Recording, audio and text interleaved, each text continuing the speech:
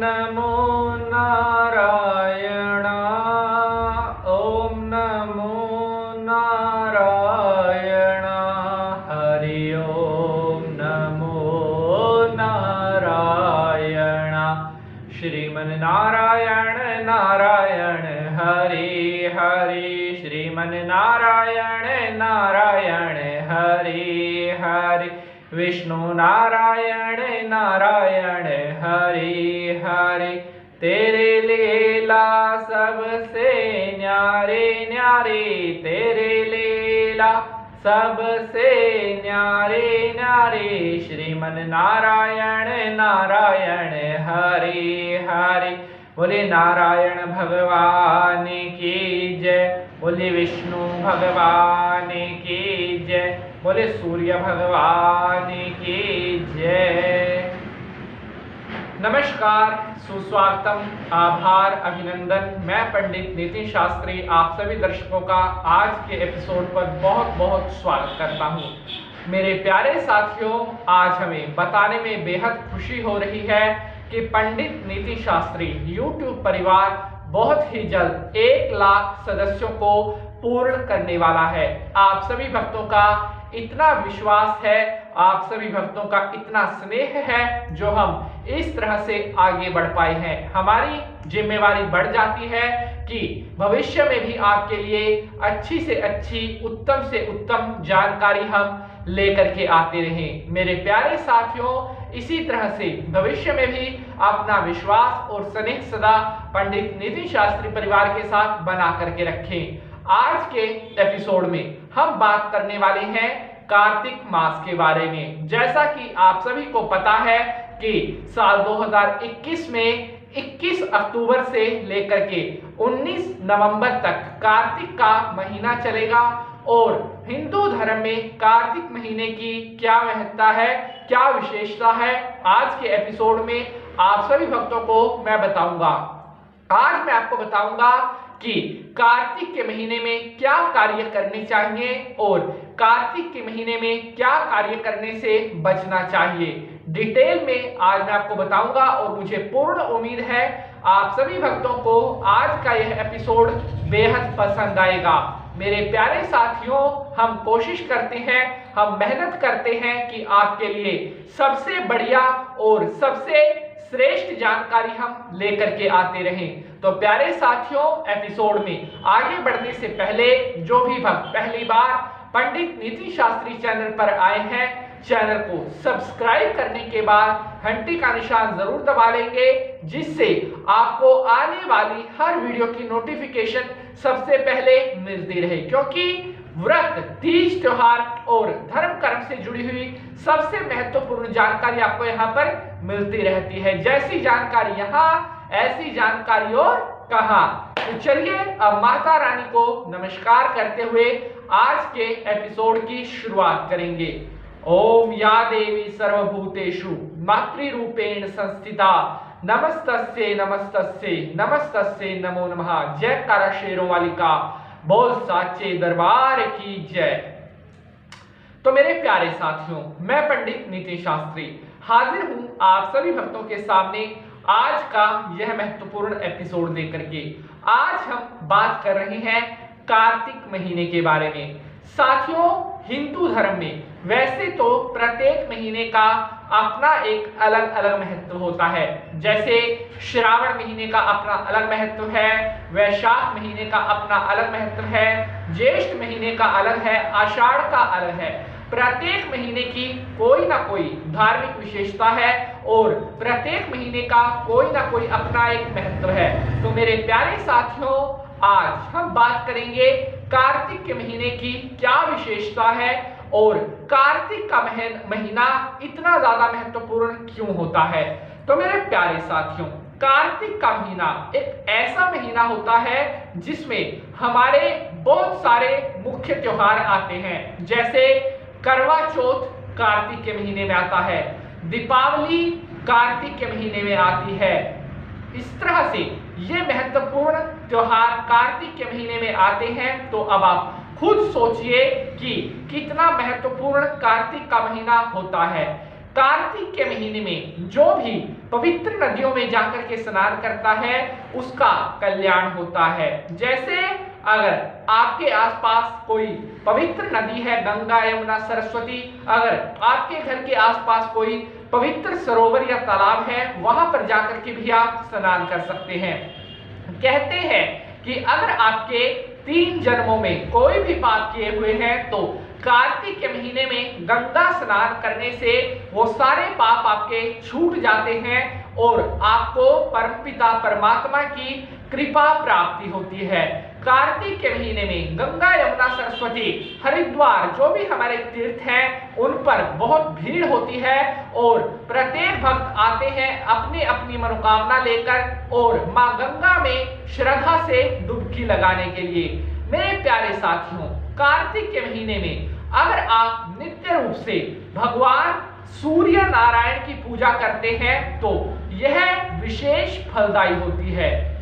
ऐसा क्यों? साथियों, कार्तिक के महीने में सूर्य देव तुला राशि में प्रवेश करते हैं और तुला राशि में प्रवेश करते ही सूर्य देवता नीच के हो जाते हैं, अर्थात अशुभ परिणाम देना प्रारंभ करते हैं। जिन बच्चों का जन्म कार्तिक के महीने में होता है उनकी कार्तिक स्त्री प्रसूता शांति करवाना बेहद जरूरी होता है। इसके बारे में डिटेल में अलग से एपिसोड मैंने बनाए हुए हैं, आप उनके एपिसोड जाकर देख सकते हैं। अगर आपके बच्चे का जन्म कार्तिक के महीने में हुआ है, उन एपिसोड को आप देखें, सारी जानकारी मैंने उसमें दी गई है।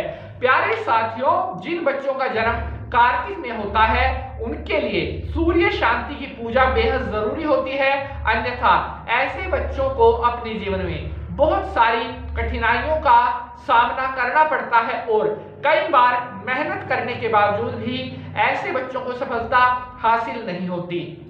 तो इसलिए कार्तिक के महीने में सूर्य देवता के बीज मंत्र या सूर्य देवता के अन्य जो मंत्र हैं उनका अगर आप जाप करते हैं तो ऐसा करने से आपका सूर्य प्रबल होगा और जन्म कुंडली में सूर्य से जुड़ा हुआ कभी भी कोई अशुभ रिजल्ट आपको नहीं मिलेगा।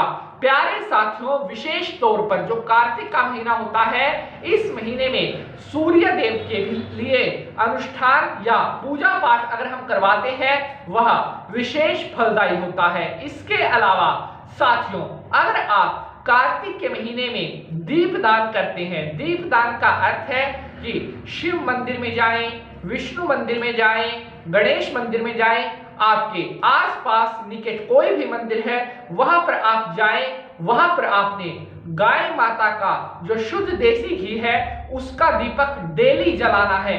कार्तिक के महीने में अगर आप डेली रूटीन से एक शुद्ध देसी घी का दीपक मंदिर में या पवित्र जो नदी है उसके तट पर, सरोवर के तट पर जलाते हैं, इसको दीपदान कहा जाता है। और कार्तिक के महीने में दीपदान करने से आपके सभी कष्ट दूर होते हैं, आपको मां लक्ष्मी की, भगवान विष्णु की कृपा की प्राप्ति होती है।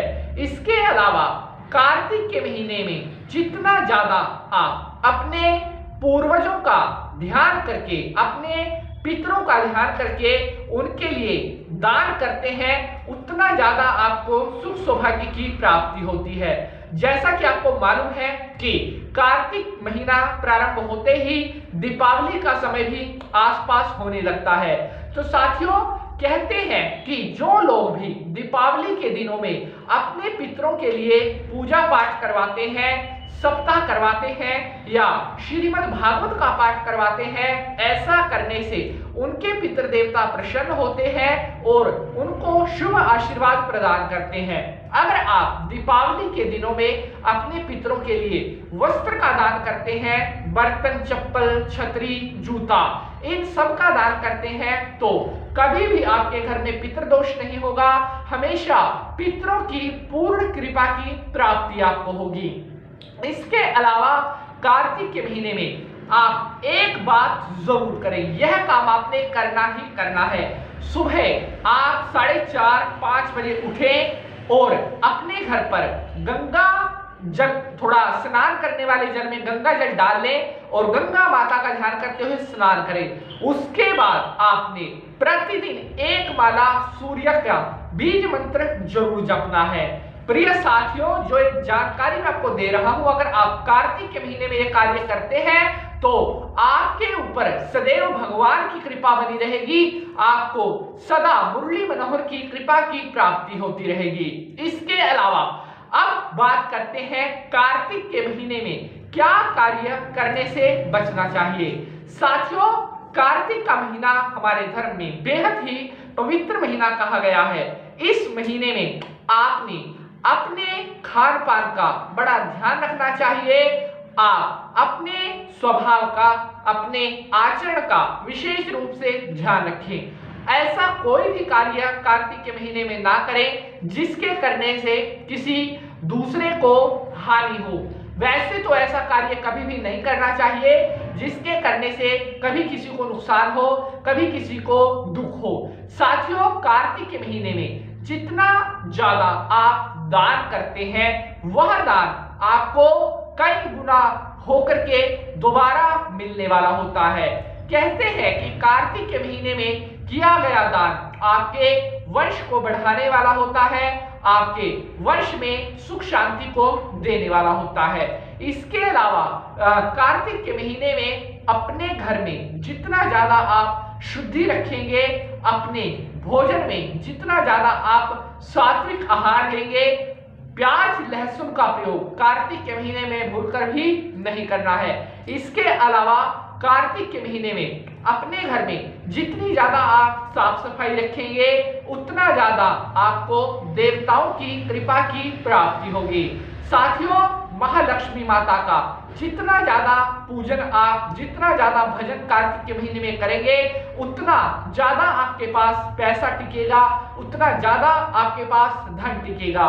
दीपावली के दिनों में अगर आप लक्ष्मी माता का ध्यान करके उनके लिए भजन करते हैं, उनके लिए कीर्तन करते हैं, विष्णु नारायण भगवान का भी ध्यान करते हैं, ओम नमो भगवते वासुदेवाय मंत्र का जाप करते हैं, तो आपके ऊपर हमेशा देवाधिदेव विष्णु भगवान और लक्ष्मी माता की कृपा सदैव बनी रहेगी। तो साथियों, ये कार्य अगर आप कार्तिक के महीने में करते हैं तो हमेशा आपको परमपिता परमात्मा की कृपा प्राप्त होती रहेगी।